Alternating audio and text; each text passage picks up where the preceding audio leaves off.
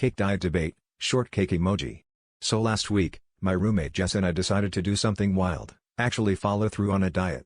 We'd both been complaining about feeling sluggish and potato-shaped, her words, not mine, so we agreed to a strict no sweets, no junk, only healthy foods challenge. To make it official, we even signed an aggressively optimistic contract on a napkin and put it on the fridge. The first few days went better than expected, lots of salads, smoothies, and the sort of smug self-satisfaction that can only come from eating quinoa. On day 4, Jess came home from work clutching a cake box and wearing an expression that can only be described as caught in the act of grand larceny. I immediately reminded her about the challenge, and she replied in a whisper, "But it's carrot cake." I blinked, waiting for the joke, but she started listing ingredients: carrots, walnuts, cinnamon. That's basically a vegetable medley, right?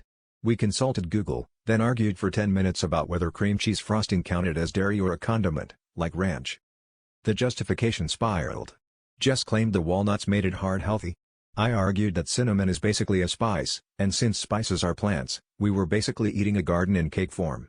By the time our other roommate, Matt, got home, we'd already demolished half the cake and were furiously debating whether raisins were fruit or just an existential crisis in snack form.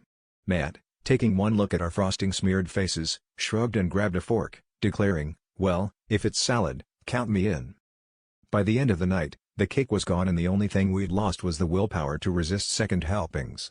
As I licked the last of the cream cheese off my fork, I realized we hadn't just bent the rules, we'd spiralized them like a zucchini noodle. So, fellow Redditors, if anyone asks how my diet's going, I just tell them I'm getting my 5 a day.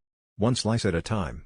Turns out, when life gives you carrots, make cake, because nothing says healthy eating like a sweet loophole.